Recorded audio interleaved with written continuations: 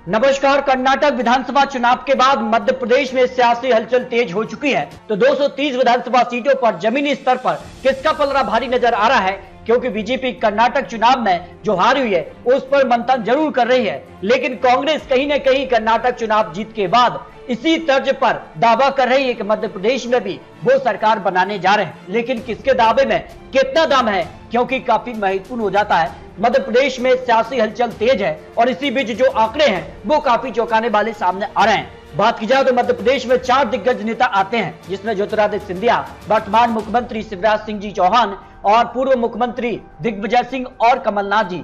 ऐसे में किसका पलड़ा कितना भारी है, काफी हलचल है और इसी बीच जो आंकड़े हैं वो बेहद चौंकाने वाले सामने आ रहे हैं। अगर बात की जाए तो जिस प्रकार से अब बड़ी बड़ी योजनाओं को हरी झंडी दिखाई जा रही है, मध्य प्रदेश को लेकर अब विकास की बात की जा रही है और ऐसे में किसके दावे में कितना दम है, इस पर कुछ महत्वपूर्ण आंकड़े सामने आ रहे हैं। आम आदमी पार्टी की बात की जाए तो आम आदमी पार्टी ने अब की बार एक मौका मांगा है मध्य प्रदेश में, और जिस प्रकार से कर्नाटक चुनाव में भी आम आदमी पार्टी चुनावी मैदान में थी, कई बड़े यहाँ पर जो उनके नेता थे उनकी जमानत जब्त हुई है। लेकिन ऐसा माना गया कि कहीं ना कहीं 19 से 20 सीटों पर करीब 3000 से ज्यादा वोट उनके यहाँ पर जो उम्मीदवार थे उनको मिले हैं। और ऐसे में कर्नाटक चुनाव के बाद मध्य प्रदेश में भी आम आदमी पार्टी चुनावी मैदान में होगी और उस हिसाब से कर्नाटक चुनाव के लिए किसे वो यहाँ सेंध लगा सकते हैं, वोट शेयर में गिरावट ला सकते हैं, ये भी काफी महत्वपूर्ण हो जाता है। क्योंकि गुजरात चुनाव में 5 सीटें आम आदमी पार्टी ने जीत दर्ज की है। और इसके अलावा अगर बात की जाए तो मध्य प्रदेश में उपचुनाव और अगर बात की जाए तो निकाय चुनाव में आम आदमी पार्टी ने यहाँ पर 1 सीट पर दर्ज कर ली है। और ऐसे में इस सीट के कहीं न कहीं जो चुनावी आंकड़े हैं वो काफी चौंकाने वाले रहे हैं। निकाय चुनाव में भी कांग्रेस बीजेपी में सीधी टक्कर देखने को मिली थी। 19 निकाय में से बीजेपी 11, कांग्रेस 8 और अन्य की बात की जाए तो 0 सीट रही थी। वही नगर निगम की बात की जाए तो 7 सीटें यहाँ बीजेपी के पक्ष में और 3 नगर निगम यहाँ जो है कांग्रेस के पक्ष में 1 पर आम आदमी पार्टी ने जीत दर्ज की है। और ऐसे में क्या कुछ आंकड़ा मध्य प्रदेश में बन सकता है, इस पर कुछ महत्वपूर्ण आंकड़े सामने आ रहे हैं। अब बड़ी बड़ी जनसभाएं भी मध्य प्रदेश में देखने को मिलने जा रही हैं और ऐसे में मध्य प्रदेश के लिए क्या कुछ आंकड़ा बन सकता है, आज चुनाव तो किसे कितनी सीटों पर जीत मिल सकती है। बात की जाए तो मध्य प्रदेश में श्री शिवराज सिंह जी चौहान ने लाडली बहना योजना को हरी झंडी दिखाई है। इसके लिए अगर बात की जाए तो पात्र महिला को हर माह के हिसाब से 1000 रुपए और साल के 12000 रुपए देने का वादा सरकार कर रही है। लेकिन कमलनाथ ने भी यहाँ पर जिस कार से नारी सम्मान योजना की शुरुआत की है और इसकी अगर बात की जाए तो यहाँ पर 1500 रुपए महिलाओं को देने का वादा। इसके अलावा यहाँ गैस सिलेंडर भी एक महत्वपूर्ण मुद्दा रहा था कर्नाटक चुनाव में, जिस पर अगर बात की जाए तो अब कांग्रेस 500 रुपए सिलेंडर की बात कर रही है। और ऐसे में किस योजना का किसे फायदा मिलेगा, जनता किसके पक्ष में जा सकती है, इस पर मध्य प्रदेश को लेकर कुछ महत्वपूर्ण विश्लेषण आ रहा है। मध्य प्रदेश विधानसभा चुनाव की बात की जाए तो 2023 पर सबसे बड़ा विश्लेषण माना जा रहा है। और इसके लिए अगर बात की जाए तो अंदरूनी सर्वे ने ये कहीं न कहीं पार्टी को बड़ी चिंता में डाला है। मौजूदा विधायक की बात की जाए तो 130 विधायकों में से 40 की स्थिति कमजोर पाई गई है भाजपा के लिए और 8 से 10 विधायकों को कांटे की टक्कर का सामना करना पड़ सकता है। और ऐसे में बीजेपी यहाँ काफी कुछ महत्वपूर्ण आंकड़े रख रही है।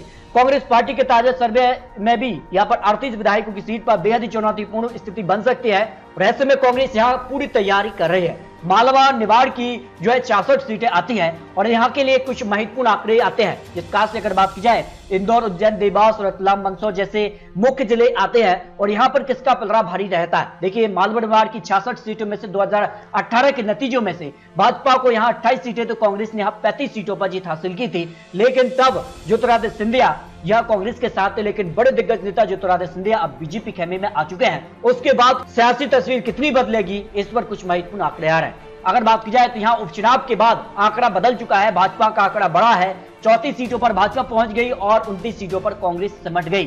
और ऐसे में अगर बात की जाए मालवा निवाड़ संभाग की 66 सीटों के लिए आज चुनाव होते हैं तो बीजेपी को यहाँ 29 से 33 सीटें मिल सकती हैं, कांग्रेस को यहाँ 33 से 37 सीटें मिलने का अनुमान यहाँ दिखाया जा रहा है। इसके अलावा कुछ सीटें अन्य के पक्ष में भी जा सकती हैं। जबकि खंडवा लोकसभा सीट यहाँ सेमीफाइनल की तरह देखा गया था। 2019 में भाजपा को करीब 2,75,000 वोट की अंतर से यहाँ जीत हासिल हुई थी, जबकि 2021 में यहाँ जो उपचुनाव था यहाँ भाजपा की लीड मात्र 80,000 ही रह गई। और ऐसे में इस चुनाव के काफी महत्वपूर्ण नजर रहे हैं। इसके अलावा बात कीजिए नर्मदा किनारे संभाग जहां ओमकारेश्वर, खंडवा जैसे, खरगोन, बुरहानपुर जैसे शहर आते हैं और महत्वपूर्ण यहां माने जा रहे हैं। खंडवा जिले की 4 में से 3 विधानसभा सीटों पर भाजपा की विकास यात्रा पर भी विरोध प्रदर्शन देखने को मिला है। इसके अलावा अगर बात की जाए तो कांग्रेस को क्या यहाँ की क्षेत्रीय पार्टी का समर्थन मिलेगा? 2018 में कांग्रेस को यहाँ समर्थन मिला था, और ऐसे में अगर बात की जाए तो 2000 की तर्ज पर किसानों को अपनी ओर करना कांग्रेस के लिए चुनौतीपूर्ण कार्य रहेगा, क्योंकि जिस कारण से कुछ बड़े वादे किए गए थे उन वादों पर कांग्रेस खरी नहीं उतरी। लेकिन कुछ विधायकों के खिलाफ जमीनी स्तर पर भी नाखुशी सामने आ रही है, और ऐसे में किसका पलड़ा कितना भारी होगा?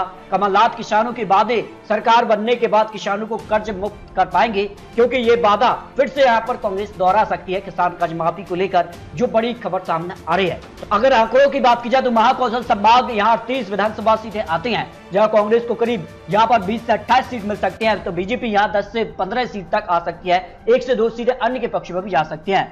विंध्य बघेल संभाग की 30 सीटें आती हैं, ये काफी महत्वपूर्ण होती है मध्य प्रदेश को लेकर। अगर बात की जाए विंध्य बघेल की 30 सीटों में से 2018 के नतीजों में बीजेपी एक तरफा जब कांग्रेस ने सरकार बनाने के आंकड़े तक पहुंची थी, उस समय बीजेपी यहाँ बम्पर जीत हासिल हुई थी। 24 सीटों पर भारतीय जनता पार्टी की जीत मिली थी और कांग्रेस केवल 6 सीटों सिमट गई थी। ऐसे में विंध्य क्षेत्र जो है बीजेपी का गढ़ रहा है, और ऐसे में यहाँ का क्या आंकड़ा बन सकता है? यहाँ पर जो आंकड़े बन रहे हैं उस हिसाब से यहाँ पर बीजेपी को करीब 16 से 20 सीटें मिल सकती हैं, और कांग्रेस करीब यहाँ पर 10 सीटों के आसपास सिमट सकती है। 1 से 2 सीट अन्य के पक्ष में जाने का अनुमान यहाँ लगाया जा रहा है, यानी यहाँ पर भारतीय जनता पार्टी का पलड़ा फिर भारी नजर आ रहा है। जबकि बुंदेलखंड संभाग की 26 सीटों की बात की जाए तो यहाँ पर जिस कारण से बड़े बड़े दिग्गज नेता यहाँ कांग्रेस छोड़ बीजेपी में आ चुके हैं। 2018 की बात की जाए तो यहाँ बीजेपी को करीब 14 सीटों पर जीत मिली थी, तो कांग्रेस 10 सीटों पर सिमट गई। लेकिन कांग्रेस के बड़े दिग्गज नेता यहाँ बीजेपी में आ चुके हैं। उसके बाद अब यहाँ का जो सियासी गणित है वो काफी चौंकाने वाला रहा है, क्योंकि गोविंद सिंह राजपूत एक बड़े दिग्गज नेता कांग्रेस के रहे हैं,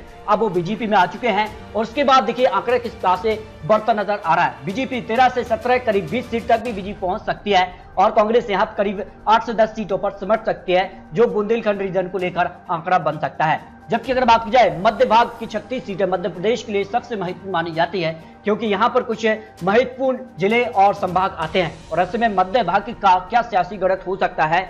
2018 में यहाँ बीजेपी ने 23 सीटों पर जीत हासिल की थी, कांग्रेस 13 सीटों पर सिमट गई थी, और यहाँ बीजेपी को इस बार क्या कुछ आंकड़ा बनेगा?